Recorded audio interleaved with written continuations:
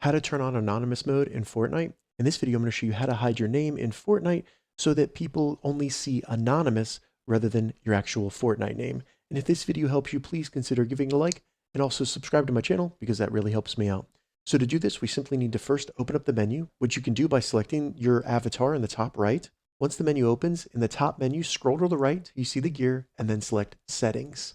Now that we're in the settings, in the top menu, scroll all the way to the right until you get to the person icon, and then scroll down to Gameplay Privacy. Once in Gameplay Privacy, scroll to the right, and then scroll down to hide your display name from stream snipers. So this is set up for streamers, but we can use it to hide our name from anyone that we're playing with. If they're in our party, they'll be able to see our name, but anyone that we're playing against will see anonymous. And as you can see, it says this in the right here.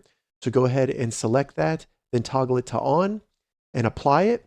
And now we have turned on anonymous mode in Fortnite. If this video helped you, give it a thumbs up and please consider subscribing to my channel.